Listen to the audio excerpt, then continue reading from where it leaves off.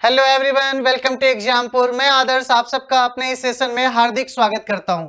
तो कैसे हैं बच्चे आप सब? उम्मीद करता हूं आप बहुत ही बढ़िया होंगे। आपकी पढ़ाई बहुत ही अच्छे से चल रही होगी। और जैसे कि आपको पता है, आपके स्कूल, कॉलेजेस, आपके इंस्टीट्यूट, आपके कोचिंग सेंटर, मतलब जितना भी ऑफलाइन पढ़ने का हमारा मोड था, वो सब कुछ क्या हो चुका है, तो 30 अप्रैल तक, मीन्स 30 अप्रैल तक बंद हो चुका है। तो आपके पास सिर्फ और सिर्फ एक ही ऑप्शन है कि आप ऑनलाइन से आप अपनी पढ़ाई को आगे जारी रखें। तो उसी को देखते हुए हमने ये सेशन क्या सोचा कि हम क्यों ना अब इस सेशन में चैप्टर्स की शुरुआत कर दें। और जैसे कि आपको पता भी है, हमने 2 चैप्टर बहुत ही अच्छे तरीके से पढ़ लिया है, क्लॉक चैप्टर एंड दूसरा डाइस चैप्टर। तो अब हमारा तीसरा चैप्टर है इस क्लास का कि कैलेंडर हम पढ़ते हैं। काफी सारे लोगों ने कमेंट किया था लास्ट क्लास में कि सर नेक्स्ट चैप्टर आप कैलेंडर पढ़ाओ, कैलेंडर पढ़ाओ, कैलेंडर पढ़ाओ। तो इसलिए हमने क्या सोचा कि पहले हम कैलेंडर पढ़ लेते हैं। लेकिन इसके लिए और इससे पहले, पढ़ने से पहले, आप सब अपने दोस्तों तक अपने लिंक को शेयर कर दो, जिससे किसी की भी क्लास ना छूट पाए। क्योंकि जितनी भी मैं स्टार्टिंग में अभी क्लासेस में कराऊंगा, वही सारे की सारी बातें हमारे लिए इंपॉर्टेंट होंगी और वही पूरा का पूरा कॉन्सेप्ट पूरे कैलेंडर चैप्टर में लगेगा, पूरे कैलेंडर चैप्टर में मेरे दोस्त तो यूज होगा।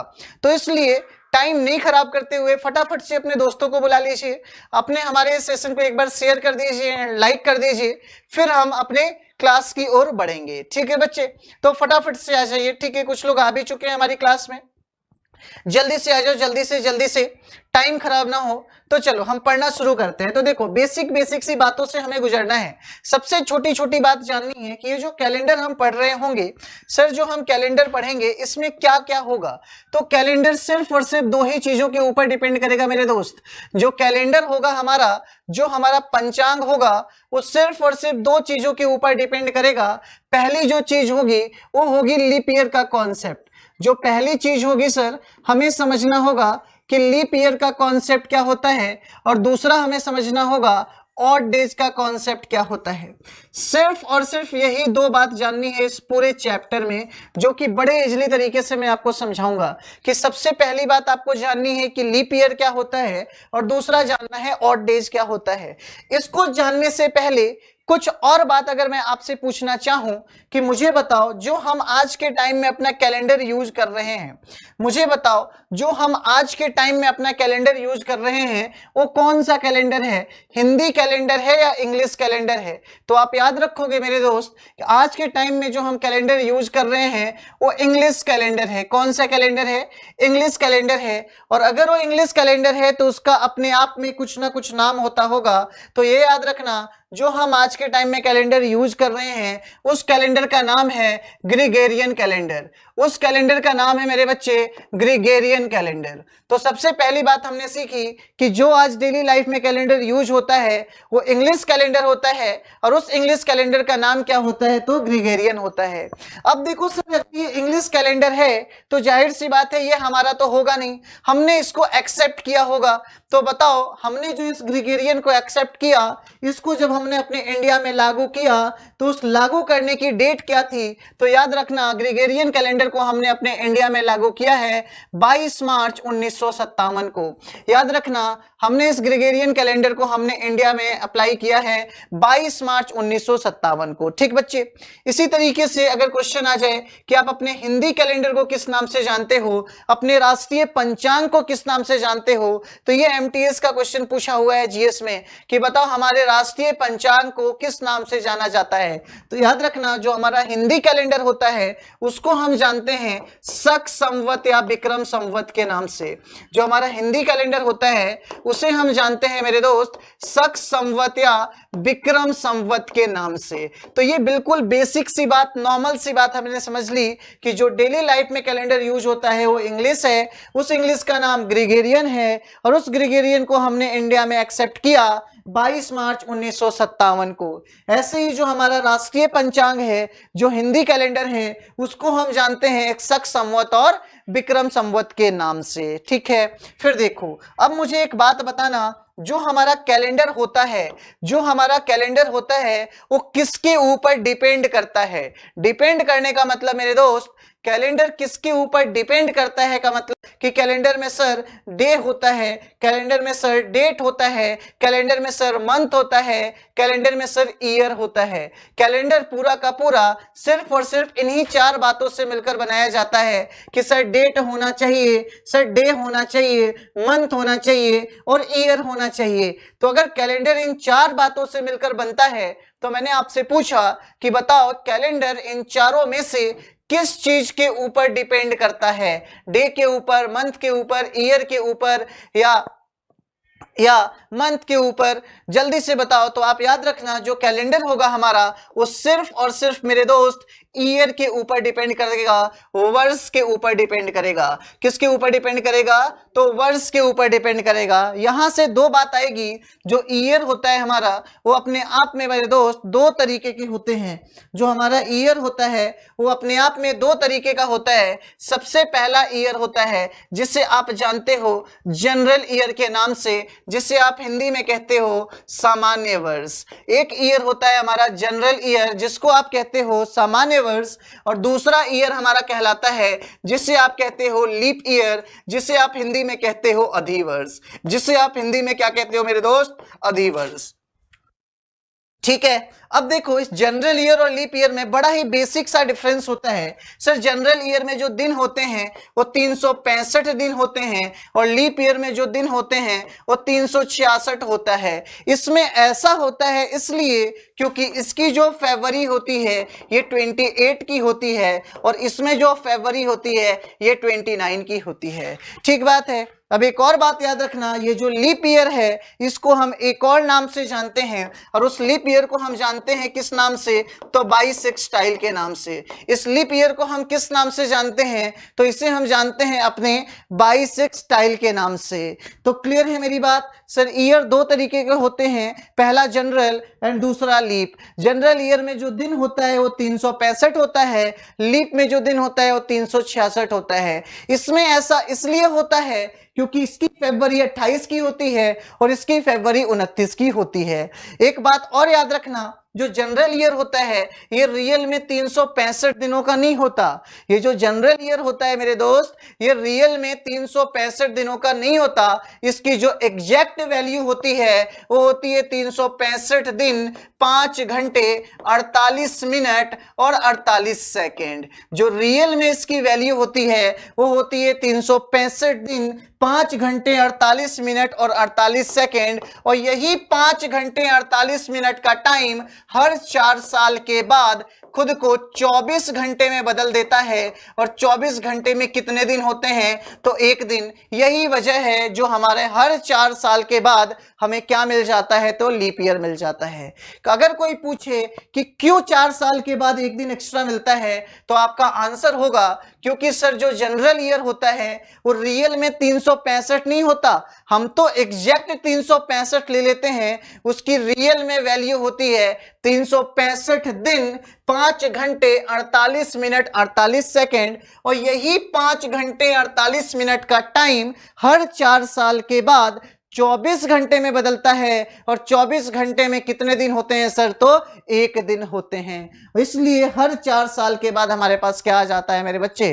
तो लीप ईयर आ जाता है। तो ये थी हमारी बिल्कुल बेसिक सी बात जो हमें पता होनी चाहिए थी। अब हमें यह समझना है कि कैलेंडर दो बातों के ऊपर डिपेंड करता है। वो दो बातें कौन सी हैं? तो एक तो है सर लीप ईयर और दूसरा है सर ऑड डेज। एक है सर लीप ईयर और दूसरा है सर ऑड डेज। तो समझते हैं सबसे पहले लीप ईयर का कॉन्सेप्ट। सबसे पहले हम समझते हैं किसका कॉन्सेप्ट मेरे दोस्त? तो लीप ईयर का कॉन्सेप्ट। सबसे पहले हमें समझना है अपने लीप ईयर का कॉन्सेप्ट। तो याद रखो लीप ईयर क्या होता है। याद रखना लीप ईयर क्या होता है। तो किसी भी ईयर में, ध्यान से सुनना, किसी भी ईयर में जब हम 4 से डिवाइड करते हैं, जब भी हम 4 से भाग करते हैं और अगर वह ईयर पूरा डिवाइड हो जाता है, अगर वह ईयर पूरा डिवाइड हो जाता है, उस ईयर में पूरा भाग लग जाता है तो ईयर लीप ईयर कहलाता है। वो ईयर लीप ईयर कहलाता है। मैंने क्या कहा कि सर लीप ईयर का सिंपल सा कॉन्सेप्ट है कि किसी भी ईयर में जब हम 4 से डिवाइड करते हैं और डिवाइड करने के बाद अगर पूरा पूरा डिवाइड हो जाता है तो ईयर कौन सा ईयर कहलाएगा, तो लीप ईयर कहलाएगा। फॉर एग्जाम्पल मैंने लिखा यहाँ पे 1984। मेरे दोस्त ये 1984 लीप है या जनरल, इसे चेक करना है तो किससे डिवाइड करना होगा, 4 से। किससे डिवाइड करना होगा, 4 से। लेकिन आप इस पूरे नंबर में 4 से डिवाइड नहीं करोगे, आप इसमें 4 की डिविजिबिलिटी रूल लगाओगे, 4 से विभाज्यता का नियम लगाओगे। और 4 से विभाज्यता का नियम क्या कहता है कि हमारी संख्या चाहे कितनी भी बड़ी क्यों ना हो, हमारा नंबर चाहे कितना भी बड़ा क्यों ना हो, अगर किसी नंबर के, अगर किसी संख्या के आखिरी 2 नंबर 4 से डिविजिबल है तो पूरी संख्या भी 4 से डिविजिबल होती हैं। अगर कोई संख्या के आखिरी 2 नंबर 4 से डिविजिबल हैं, 4 से भाग लग रहे हों, तो पूरी संख्या भी क्या होंगी, 4 से विभाजित होंगी। तो आप 1984 में मत भाग करना, आप सिर्फ लास्ट के 2 नंबर में भाग करना। तो 4 दूना 8, 4 एकम 4, क्या पूरी तरीके से डिवाइड हो गया, बिल्कुल। और जो ईयर पूरी तरीके से डिवाइड हो जाए वो लीप ईयर कहलाएगा, अधिवर्ष कहलाएगा। और उसकी फरवरी कितने की होगी, तो 29 की होगी। उसकी फरवरी की कितने की होगी, तो 29 की होगी। ऐसे ही मैं कहूं 1996 लीप है या जनरल, चेक करना है किससे डिवाइड करना होगा, तो 4 से डिवाइड करना होगा। किस में डिवाइड करना होगा, तो 96 में करना होगा। तो बताओ 9 4 2 जा 8, 4 4 जा 16, पूरी तरीके से डिविजिबल है तो ईयर हमारा लीप ईयर कहलाएगा। और लीप ईयर में फरवरी कितने की होगी, तो 29 की होगी। लीप ईयर कहलाएगा और लीप ईयर में फरवरी कितने की होगी, तो 29 की होगी। ठीक ऐसे ही अगर मैं 2008 की बात करूं तो किससे भाग करना होगा, 4 से। किस में भाग करना होगा, तो 08 में। क्या ये पूरी तरीके से डिविजिबल है, तो हाँ जी सर है। तो इसलिए ये ईयर कौन सा होगा, लीप ईयर। और लीप ईयर की फरवरी कितने की होगी, तो 29 की। लीप ईयर की फरवरी कितने की होगी, तो 29 की। लेकिन मेरे बच्चे अगर इसी तरीके से 2015 की बात कर ली जाए तो किससे भाग करना होगा, 4 से। लेकिन किस में भाग करना होगा, 15 में। तो क्या भाग लगेगा, नहीं। तो मैंने यही कहा कि जिस ईयर में पूरा भाग लग जाए 4 से वो तो लीप ईयर होगा, लेकिन जिसमें 4 से भाग ना लगे वो कौन सा ईयर होगा, साधारण वर्ष होगा, जनरल ईयर होगा। और उसमें फरवरी कितने की हो जाएगी, तो 28 की। तो उसमें फरवरी कितने की हो जाएगी, तो 28 की हो जाएगी। उसमें फरवरी कितने की हो जाएगी, तो 28 की हो जाएगी। बताओ क्या इतनी बात मेरी समझ में आई आप सबको? जल्दी बताओ एक बार फटाफट से बच्चे कि क्या इतनी बात आप सबको मेरी समझ में आ गई, हाँ या ना? जल्दी से कमेंट करके बता दो कि क्या यहां तक की कोई बातों में आपको कोई डाउट है, क्या यहां तक कोई डाउट है? अब देखो तो हमने ये तो सीख लिया लीप ईयर का कॉन्सेप्ट। इसी के साथ एक ईयर और आता है जिसको हम जानते हैं सेंचुरी ईयर के नाम से। इसी के साथ एक और ईयर आता है जिसको हम जानते हैं सेंचुरी ईयर के नाम से, बोले तो शताब्दी वर्ष के नाम से। इसी के साथ एक और ईयर आता है जिसको हम जानते हैं सेंचुरी ईयर के नाम से, शताब्दी वर्ष के नाम से। और ये सेंचुरी ईयर क्या होता है, तो ध्यान से समझना सर, सेंचुरी ईयर हर 100 वर्षों के बाद आता है। सेंचुरी ईयर हर 100 वर्षों के बाद आता है। सेंचुरी ईयर कितने साल के बाद आता है मेरे दोस्त, तो 100 साल के बाद आता है। और इसकी पहचान क्या होती है, तो कोई भी ऐसा ईयर जिसके लास्ट में कम से कम 2 जीरो हों, कोई भी ऐसा ईयर जिसके लास्ट में कम से कम 2 जीरो हो, जिसके लास्ट में कम से कम 2 जीरो हो, वो ईयर कौन सा ईयर कहलाता है, वो ईयर कौन सा ईयर कहलाता है, तो सेंचुरी ईयर कहलाता है। कोई भी ऐसा ईयर जिसके लास्ट में कम से कम 2 जीरो हो, कम से कम 2 जीरो हो, वो ईयर कौन सा ईयर कहलाता है, तो सेंचुरी ईयर। जैसे 1600 लास्ट में डबल जीरो है, सेंचुरी कहलाएगा। जैसे 1700 लास्ट में डबल जीरो है, सेंचुरी कहलाएगा। 1800 लास्ट में डबल जीरो है, सेंचुरी कहलाएगा। 2000 लास्ट में डबल जीरो है, सेंचुरी कहलाएगा। तो मेरी बात समझ में आ गई होगी मेरे दोस्त, शताब्दी वर्ष क्या होता है, तो ये हर 100 वर्षों के बाद आता है। और इसकी पहचान होती है कि लास्ट में कम से कम 2 जीरो होने ही चाहिए। और देखो 1600 में 2 जीरो, 1700 में जो 2 जीरो, 1800 में 2 जीरो, 2000 में 3 जीरो, मतलब कम से कम 2 से ज्यादा पॉसिबल है। अब समझना है मेरी एक बात को, अभी अभी मैंने क्या कहा कि किसी भी ईयर को कैसे चेक करेंगे, वो लीप है या जनरल। तो आपने कहा सर उस ईयर में 4 से डिवाइड कर देना, आपने कहा सर उस ईयर में 4 से डिवाइड कर देना। लेकिन भाई ये जो है सेंचुरी ईयर, लेकिन ये जो है सेंचुरी ईयर, ये लीप है या जनरल, इसे चेक करना हो तो आप 4 से डिवाइड नहीं करोगे। मेरी बात को बड़े ध्यान से सुनना मेरे दोस्त, जो हमारा सेंचुरी ईयर होता है, ये लीप है या जनरल, इसे चेक करने के लिए 4 से डिवाइड नहीं करोगे, हमेशा और हमेशा 400 से डिवाइड करोगे, हमेशा और हमेशा 400 से डिवाइड करोगे। तो बताओ 1600 लीप है या सेंचुरी, इसको चेक करने के लिए, मतलब लीप है या जनरल, इसे चेक करने के लिए किससे भाग होगा? 4 से ना ना ना, गलत, 4 से ना, 400 से। तो बताओ 1600 में क्या 400 से डिवाइड हो जाएगा? बिल्कुल हो जाएगा। तो ये होगा हमारा लीप सेंचुरी ईयर, ये होगा हमारा लीप सेंचुरी ईयर। क्या 1700 में 400 से भाग लग जाएगा? नहीं लगेगा सर। तो ये होगा हमारा जनरल सेंचुरी ईयर, ये होगा हमारा जनरल सेंचुरी ईयर। क्या 1800 में 400 से भाग लग जाएगा? क्या 1800 में 400 से भाग लग जाएगा? नहीं लगेगा। तो ये होगा हमारा जनरल सेंचुरी ईयर। क्या 2000 में 400 से भाग लग जाएगा? बिल्कुल। तो ये होगा लीप सेंचुरी ईयर, ये होगा लीप सेंचुरी ईयर। क्या मेरी बात समझ में आ गई आप सबको? क्या मेरी बात समझ में आ गई मेरे दोस्त? तो याद रखना, जो बाकी नॉर्मल ईयर होते हैं उन्हें अगर लीप है या जनरल चेक करना है तो 4 से डिवाइड करते हैं, लेकिन सेंचुरी ईयर जिसके लास्ट में डबल जीरो हो, वो अगर लीप है या जनरल चेक करना है तो किससे डिवाइड करते हैं? तो 400 से डिवाइड करते हैं। किससे डिवाइड करते हैं? तो 400 से डिवाइड करते हैं। मेरी बात समझ में आ गई?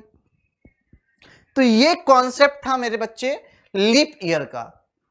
तो मेरे को बताओ कि क्या कोई भी ईयर अगर तुम्हारे पास अब आ जाए तो क्या तुम अब ये चेक कर सकते हो वो लीप है या जनरल, हाँ या ना? जल्दी से बताओ कि कोई भी ईयर अगर आ जाए, कोई भी ईयर अगर आ जाए हमारे पास, तो क्या आप ये चेक कर सकते हैं वो लीप है या जनरल या नहीं?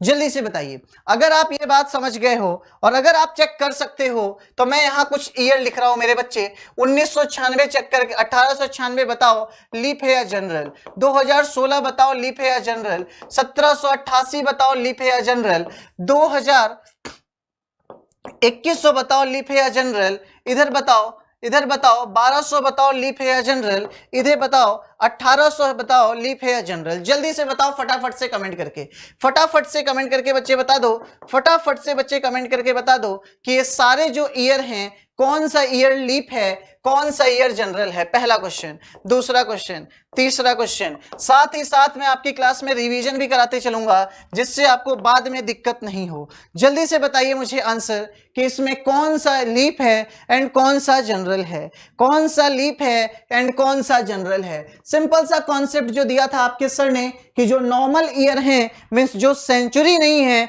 उन्हें डिवाइडेड बाय 7 करना है एंड जो सेंचुरी है उन्हें डिवाइड बाय 400 करना है। जल्दी से फटाफट से कमेंट करके आंसर करो बच्चे, फटाफट से, बिल्कुल टाइम खराब नहीं किया करो। जल्दी जल्दी जल्दी जल्दी अपनी स्पीड को इंक्रीज करो थोड़ा। जल्दी बताओ इस क्वेश्चन का आंसर क्या होगा कि कौन सा ईयर लीप है और कौन सा ईयर जनरल है। जल्दी से बताओ, फटाफट से कमेंट करो कौन सा ईयर लीप है एंड कौन सा ईयर जनरल है। जल्दी बताओ, जल्दी जल्दी जल्दी जल्दी जल्दी जल्दी जल्दी जल्दी से बता दो, जल्दी से कि कौन सा ईयर लीप है एंड कौन सा ईयर जनरल है बच्चे। कौन सा ईयर लीप है एंड कौन सा ईयर जनरल है बच्चे, जल्दी से बताओ।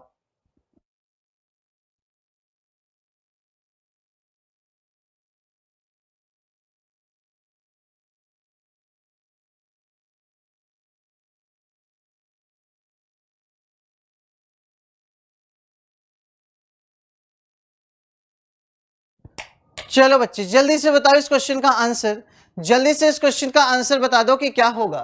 देखो सर, देखो सर, फटाफट से हम कर लेते हैं, फटाफट से हम कर लेते हैं। 1896 लीप है या जनरल, इसे चेक करना है, किससे डिवाइड करेंगे? तो 4 से। क्यों? क्योंकि ये सेंचुरी ईयर नहीं है। अब बताओ 4 से किस में भाग करेंगे? लास्ट में 2 नंबर में। क्यों? क्योंकि आपके सर ने सिखाया कि किसी भी संख्या के आखिरी 2 नंबर अगर 4 से डिविजिबल है तो पूरा पूरा नंबर भी 4 से डिविजिबल होगा, और अगर वो नंबर 4 से डिविजिबल होगा इट मीन्स वो लीप ईयर होगा, अगर 4 से डिविजिबल नहीं होगा इट मीन्स वो नॉर्मल ईयर होगा। तो बताओ क्या 4 से भाग लग जाएगा? तो 4 2 जा 8, 4 4 जा 16, बिल्कुल। तो ये ईयर कौन सा हो गया सर? लीप ईयर हो गया। क्या 1788 में 4 से भाग लग जाएगा? बिल्कुल लग जाएगा सर 22 बार में, तो इट मींस कौन सा ईयर हो गया? लीप ईयर हो गया। क्या 2016 में 4 से भाग लग जाएगा? बिल्कुल लग जाएगा सर 16 में, कौन सा ईयर हो गया? Leap year. सिर्फ लास्ट के 2 नंबर देखने हैं बस। क्या 1875 में 4 से भाग लग जाएगा? सर देखो ये पूरा पूरा नहीं कटेगा, और जो ईयर पूरा पूरा ना कटे वो कौन सा ईयर कहलाता है? तो जनरल ईयर। जो ईयर पूरा पूरा ना कटे तो कौन सा ईयर कहलाता है मेरे दोस्त? तो जनरल ईयर। ऐसे ही बताओ क्या 2100 क्या है सर? ये अब सेंचुरी है, और सेंचुरी ईयर लीप है या जनरल, इसे चेक करना होगा तो आप किससे डिवाइड करोगे? 4 से नहीं, अभी मैंने कहा 400 से। मैंने क्या कहा मेरे दोस्त? 400 से। और बताओ क्या 2100 में 400 से कभी भी पूरा पूरा भाग लगेगा? नहीं लगेगा। इट मींस ये ईयर कौन सा हो जाएगा? तो जनरल सेंचुरी ईयर। कौन सा ईयर हो जाएगा? General century year. क्या 1200 में 400 से भाग लगेगा? क्यों? क्योंकि लास्ट में डबल जीरो है, तो डबल जीरो होगा तो सेंचुरी हो गया, और सेंचुरी है तो 400 से भाग करना होगा, तो सर बिल्कुल भाग लगेगा। तो ये हो गया हमारा लीप सेंचुरी ईयर, ये हो गया हमारा लीप सेंचुरी ईयर। 1800 सर किससे भाग करना होगा? 400 से। सर नहीं भाग लगेगा तो जनरल सेंचुरी ईयर। तो जनरल सेंचुरी ईयर। मेरी बात समझ आई या नहीं? तो किसी भी ईयर को वो लीप है या जनरल, इसे चेक करना हो तो अब आप आसानी से कर सकते हो या नहीं? फटाफट से कमेंट करके बताओ।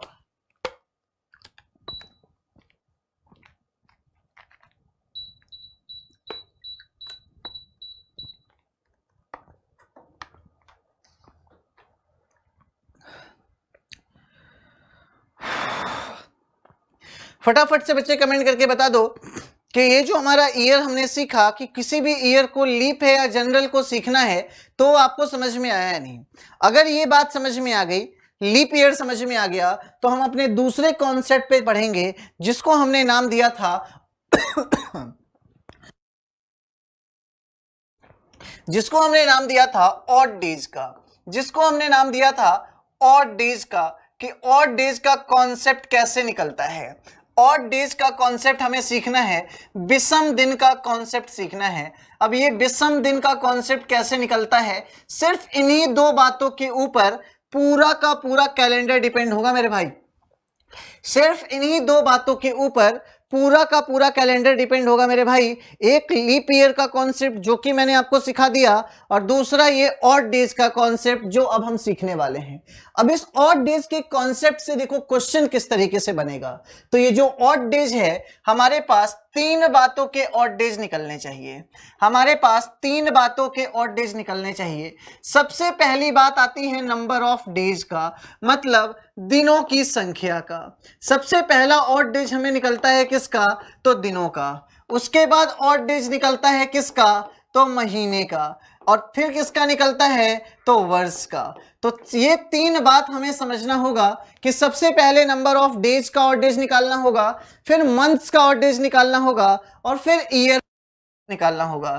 फिर पहले मंथ्स का निकालना होगा, फिर ईयर का निकालना होगा। तो अब देखो एक एक करके समझते हैं कि नंबर ऑफ डेज का ऑड डेज कैसे निकलता है, दिनों की संख्या का ऑड डेज कैसे निकलता है। तो सीधी सी बात है, दिनों की संख्या में, ध्यान से समझना सर, दिनों की संख्या में 7 से भाग करने पर, दिनों की संख्या में 7 से भाग करने पर अगर शेषफल जो आएगा, दिनों की संख्या में 7 से भाग करने पर जो भी शेषफल आएगा, वही शेषफल ऑड डेज कहलाएगा। वही शेषफल ऑड डेज कहलाएगा, वही शेषफल विषम दिन कहलाएगा। समझ में आई बात? दिनों की संख्या में 7 से भाग करने पर जो भी शेषफल बचेगा वही हमारा विषम दिन कहलाएगा, वही हमारा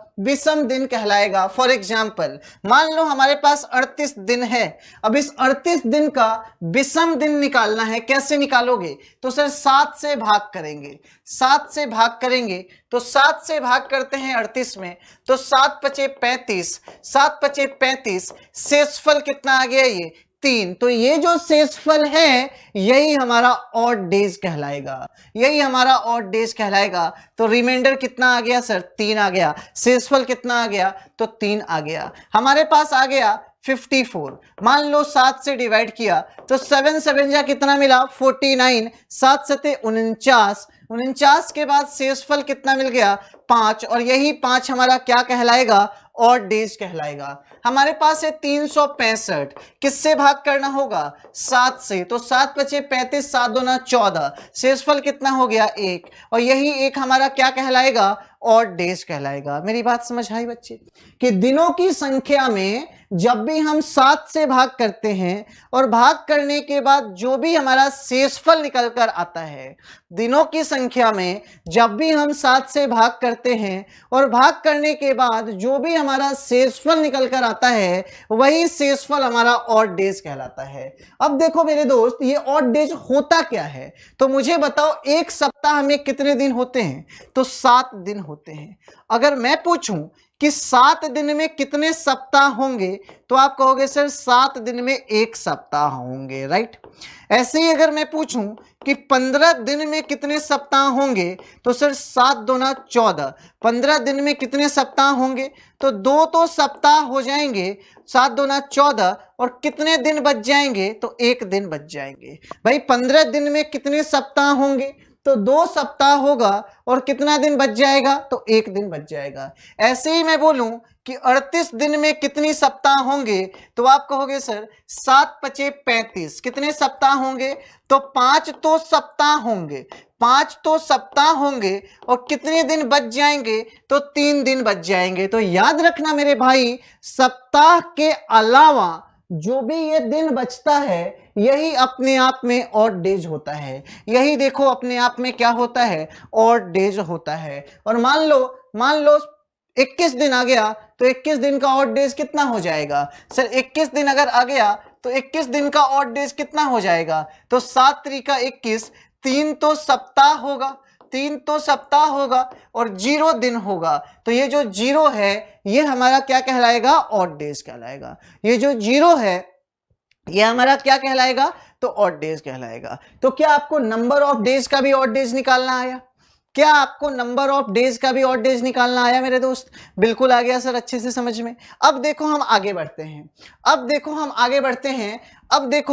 आगे बढ़ते हैं कि महीनों के ऑड डेज कैसे निकाले जाते हैं। महीनों के ऑड डेज कैसे निकाले जाते हैं? तो हमारे पास सबसे पहले मंथ्स को लिखना होगा। सर मंथ्स के ऑड डेज कैसे निकलेंगे? ध्यान से समझना। मार्च, फिर देखना ध्यान से अप्रैल, फिर देखो सर मई, फिर देखो सर जून, फिर आ जाएगा सर जुलाई, फिर आएगा सर अगस्त, फिर आएगा सर सितंबर, फिर देखो सर अक्टूबर, फिर नवंबर, और फिर आ जाएगा सर हमारे पास दिसंबर।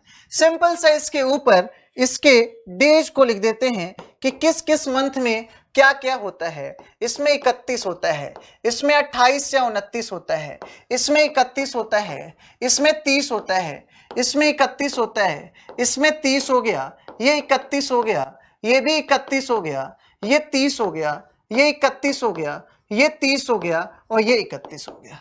मैंने इसके ऊपर कुछ दिन लिख दिए, 31 30, 31 30, 28 29 ये। अब मुझे एक बात बताओ, मैंने जनवरी के ऊपर ये क्या लिखा है? तो सर जनवरी के ऊपर 31 लिखा है। अगर मैं ये पूछूं कि जनवरी के ऊपर जो 31 लिखा है ये क्या है जनवरी का? भाई जनवरी के ऊपर जो 31 लिखा, फरवरी के ऊपर 28 29 लिखा, मार्च के ऊपर 31 लिखा, अप्रैल के ऊपर 30 लिखा, तो ये क्या है इस मंथ का? तो आप कहोगे सर इस मंथ का डेज है, दिनों की संख्या है। और अभी अभी लास्ट स्लाइड में मैंने क्या कहा था कि दिनों की संख्या का ऑड डेज कैसे निकलता है? तो सर दिनों की संख्या में 7 से भाग कर दो, और भाग करने के बाद शेषफल चिपका दो, भाग करने के बाद शेषफल चिपका दो। तो अगर दिन 31 हैं तो इसके ऑड डेज कितने होंगे? तो 7 चौका 28, शेषफल कितना? 3। 7 चौका 28, शेषफल कितना? तो 3। तो जनवरी के ऑड डेज कितने हो गए? 3। वैसे ही देखो फरवरी में 7 चौका 28 और 7 चौका 28 और शेषफल कितना? 1। समझ आ रहा है? इधर देखो 7 चौका 28, शेषफल कितना? 3।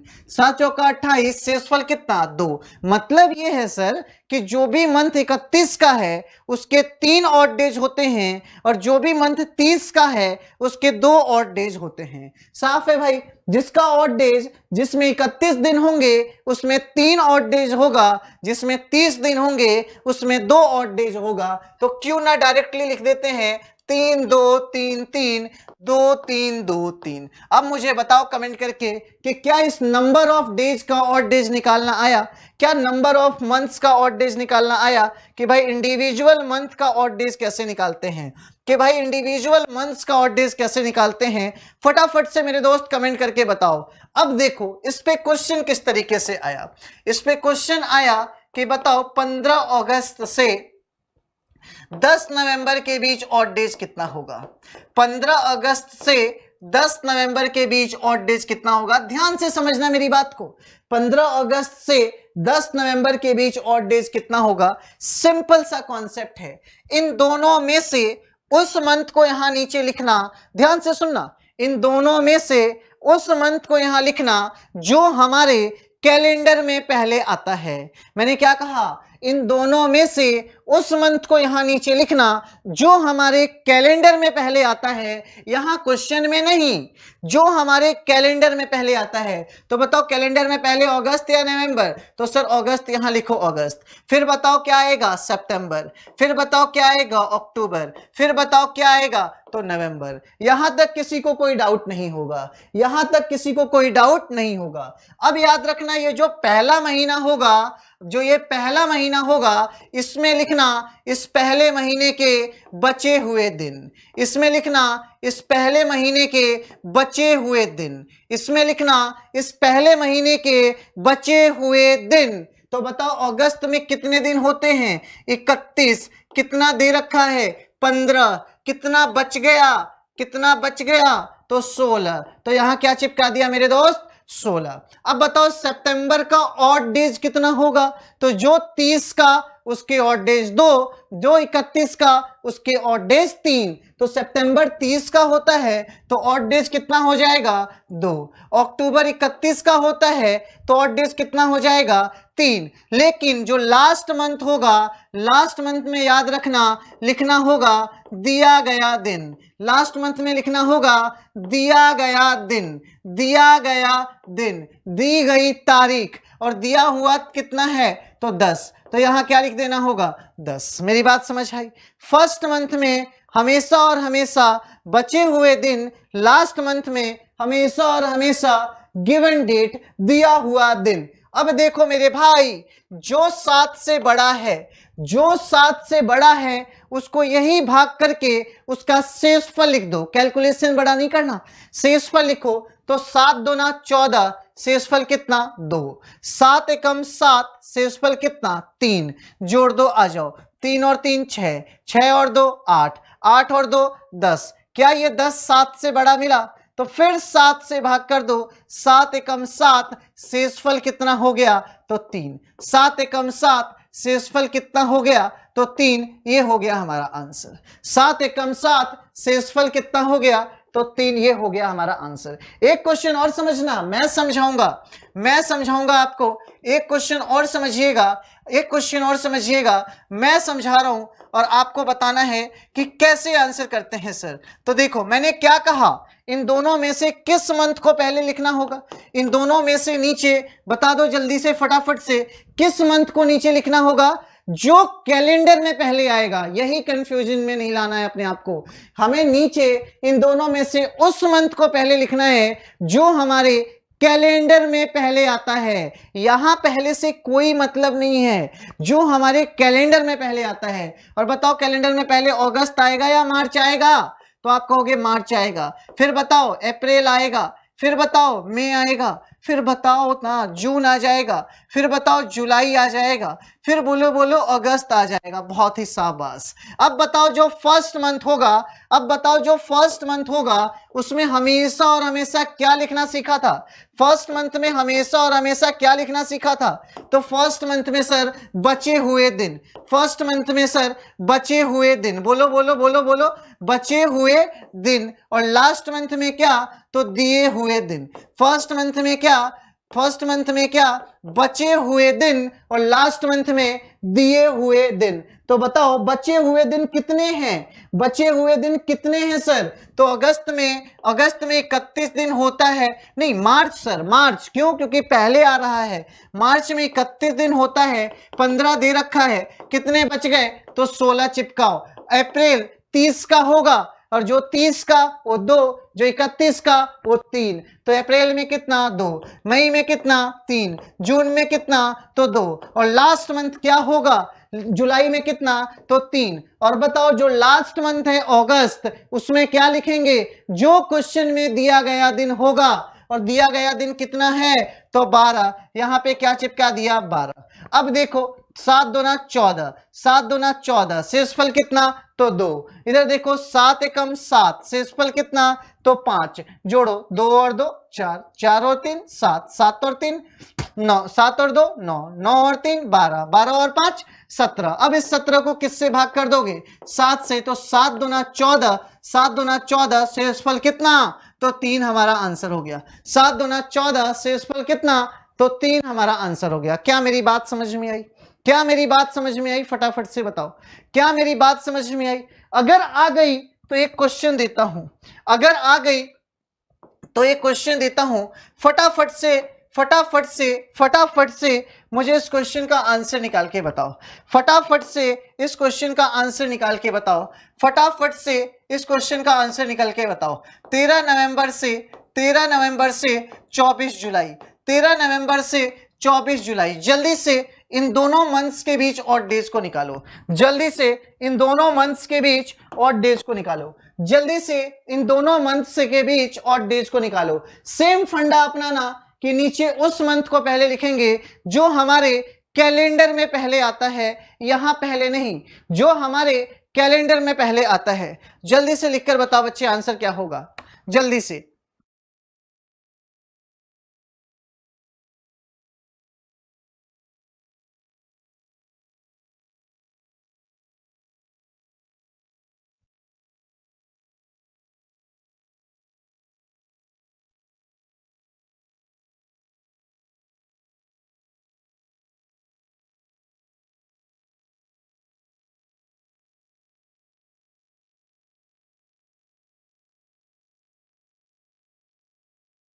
जल्दी बताओ बच्चे फटाफट से इस क्वेश्चन का आंसर क्या होगा? तो देखो सर हमने क्या सीखा कि नीचे इन दोनों में से उस मंथ को पहले लिखेंगे जो हमारे कैलेंडर में पहले आता है। तो कैलेंडर में पहले क्या आता है? तो जुलाई, फिर क्या आता है? अगस्त, फिर क्या आता है? सितंबर, फिर क्या आता है? अक्टूबर, फिर क्या आता है? तो नवंबर। अब बताओ फर्स्ट मंथ में हमेशा और हमेशा क्या होगा? फर्स्ट मंथ में हमेशा और हमेशा क्या होगा? तो बचे हुए दिन। क्या होगा? बचे हुए दिन, बचे हुए दिन। लास्ट में क्या होगा? दिया हुआ दिन। लास्ट में क्या होगा? दिया हुआ दिन। तो बताओ जुलाई में कितने दिन होते हैं? 31। कितना दे रखा है? 24। बचे कितने? तो 7। बचे कितने? तो 7। अब बताओ अगस्त, मैंने क्या कहा? जो मंथ 30 का उसके ऑड डेज 2, जो मंथ 31 का उसके ऑड डेज 3। तो सर जुलाई 31, अगस्त 31 का है तो 3 चिपकाओ, सितंबर 30 का है तो 2 चिपकाओ, अक्टूबर सर 3 चिपकाओ, और दिया हुआ लास्ट में दिया हुआ कितना है? तो 13 चिपका दो। अब हमने क्या सीखा था कि जो भी दिन 7 से बड़े होंगे, जो भी दिन 7 से बड़े होंगे उसको वहीं 7 से भाग करके शेषफल लिख देना। तो सर 7 एकम 7, शेषफल कितना? 0। सर 7 एकम 7, शेषफल कितना? तो 6। जोड़ो सर 6 और 3 9, 9 और 2 11, 11 और 3 14, 11 और 3 14। इस 14 को 7 से भाग कर दो, 7 दूना 14, शेषफल कितना? तो 0। 7 दूना 14, शेषफल कितना? तो 0। हमारा आंसर क्या हो गया मेरे भाई? तो 0 हो गया। हमारा आंसर कितना आ गया? तो 0 आ गया। तो तो बताओ क्या किसी भी 2 मंथ्स के बीच अब आप ऑड डेज निकाल सकते हैं या नहीं निकाल सकते हैं? क्या आप 2 मंथ्स के बीच ऑड डेज निकाल सकते हैं? सर बिल्कुल निकाल सकते हैं, आपने तो हमें समझदार बना दिया। अब आ जाओ, किसी भी 2 ईयर के बीच कैसे ऑड डेज निकलता है? किसी भी 2 ईयर के बीच कैसे ऑड डेज निकलता है हमें यह समझना है। 2015 और 2025 के बीच ऑड डेज निकालना है सर। 1990 और 2000 के बीच ऑड डेज निकालना है सर। 2000 के बीच ऑड डेज निकालना है सर। 2032 और 2020 के बीच ऑड डेज निकालना है सर। सर देखो किसी भी 2 ईयर के बीच कैसे ऑड डेज निकलेगा? सर देखो किसी भी 2 ईयर के बीच कैसे ऑड डेज निकलेगा? तो सिंपल सा कॉन्सेप्ट, इन दोनों के बीच का पहले डिफरेंस लेना। सिंपल सा कॉन्सेप्ट, इन दोनों के बीच का पहले डिफरेंस लेना। तो बताओ मेरे को 15 से 25 आने में कितने साल का टाइम लगेगा? तो आप कहोगे सर 10 साल का। आप कहोगे सर 10 साल का। तो सबसे पहले इनके बीच का क्या लेना? डिफरेंस। इसके बाद इनके डिफरेंस में प्लस कर देना क्या? तो इनके बीच आए हुए लीप ईयर को। इनके बीच आए हुए लीप ईयर को। क्या 2015 लीप ईयर है? नहीं है सर। क्यों? क्योंकि 15 4 से विभाजित नहीं है। तो 15 के बाद लीप ईयर क्या होगा सर? तो 16 होगा। फिर क्या होगा? 20 होगा। फिर क्या होगा? तो 24 होगा। तो बताओ कितने लीप ईयर हो गए मेरे भाई इनके बीच में? तो 3। तो बताओ 10 और 3 कितने हो गए? 13। और इस 13 को किससे भाग करते हैं? तो 7 से। तो 7 एकम 7, शेषफल कितना? 6। यही हमारा आंसर हो गया। शेषफल कितना? तो 6। यही हमारा आंसर हो गया। इधर देखो 1990 और 2000, 1990 और 2000 कितने का डिफरेंस है सर? तो 10 साल का। कितने का डिफरेंस है? तो 10 साल का। अब क्या प्लस करेंगे? तो लीप ईयर। अब क्या प्लस करेंगे? तो लीप ईयर। तो बताओ 1990 लीप ईयर है?